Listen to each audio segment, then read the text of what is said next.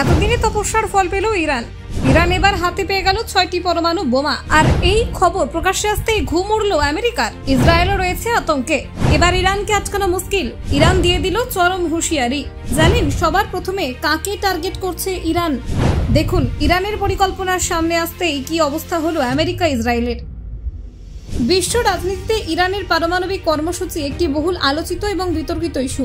পশ্চিমা শক্তিগুলো, বিশেষ করে আমেরিকা ও ইসরায়েল, বহু বছর ধরে অভিযোগ করে আসছে ইরান নাকি গোপনে পারমাণবিক অস্ত্র তৈরি করতে চাইছে।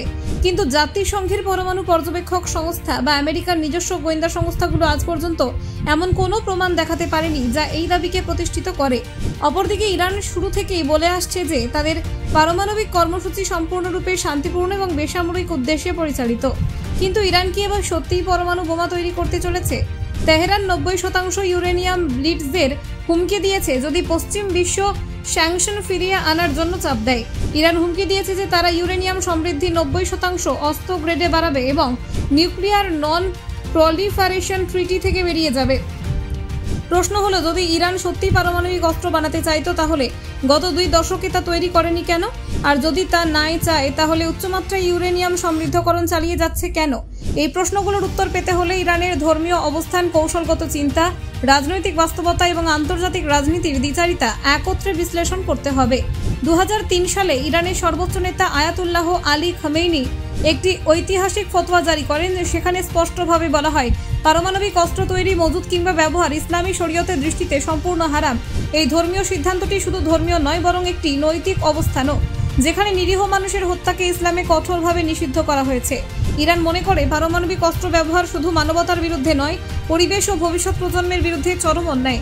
হিরোশিমা নাগাসাকির দৃষ্টান্ত এই বিষয়ে যথেষ্ট প্রমাণ দেয়। অনেকের ধারণা পারমাণবিক অস্ত্র থাকলেই একটি দেশ নিরাপদ থাকে, কিন্তু বাস্তবতা ভিন্ন। পাকিস্তান 1998 সালে পারমাণবিক অস্ত্র অর্জন করলেও 2001 সালে আমেরিকার চাপের মুখে আফগানিস্তানে মার্কিন অভিযানে অংশ নিতে বাধ্য হয়। উত্তর কোরিয়া পারমাণবিক অস্ত্রধারী হওয়া সত্ত্বেও আন্তর্জাতিকভাবে একঘরে। এমনকি রাশিয়া, যাদের বিশ্বের সর্বোচ্চ পারমাণবিক অস্ত্র মজুত রয়েছে, ইউক্রেন যুদ্ধে ন্যাটোর সঙ্গে কৌশলগতভাবে চাপে পড়েছে। ইসরায়েলও অঘোষিত পারমাণবিক অস্ত্রধারী হওয়া সত্ত্বেও ইরানের অপারেশন টু প্রমিস এ বড় ধরনের সামরিক ক্ষয়ক্ষতির শিকার হয়েছে। এই বাস্তবতা ইরানকে বুঝিয়ে দিয়েছে পারমাণবিক অস্ত্র নয়, কার্যকর প্রতিরোধ ক্ষমতা ও প্রযুক্তিগত অগ্রগতি নিরাপত্তা নিশ্চিত করতে পারে।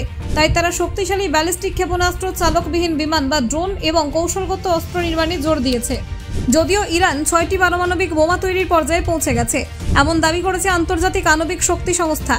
সংস্থাটির প্রধান রাফায়েল গ্রসি জানিয়েছেন, ইরানের কাছে বর্তমানে 60%-এরও বেশি বিশুদ্ধ ইউরেনিয়াম রয়েছে, যা আরও পরিশোধিত হলে পরমাণু অস্ত্র তৈরিতে ব্যবহার করা সম্ভব। ইরানের পারমাণবিক কর্মসূচি নিয়ে দীর্ঘদিন ধরে উদ্বেগ প্রকাশ করে আসছে পশ্চিমা বিশ্ব। বিশেষ করে আমেরিকা বারবার ইরানকে দমনের চেষ্টা চালিয়ে গেছে। 2017 সালে প্রেসিডেন্ট হিসেবে দায়িত্ব নেওয়ার পর থেকে ডোনাল্ড ট্রাম্প ইরানের ওপর একের পর এক কঠোর নিষেধাজ্ঞা আরোপ করেন। তার ম্যাক্সিমাম প্রেশার কৌশলের অংশ হিসেবে ইরানের অর্থনীতিকে বিপর্যস্ত করতে দেশটির জ্বালানি তেল রফতানির পথ বন্ধ করার উদ্যোগ নেওয়া হয়। কিন্তু তাতেও ইরান তার পারমাণবিক কর্মসূচি থামায়নি, বরং আরও জোরদার করেছে।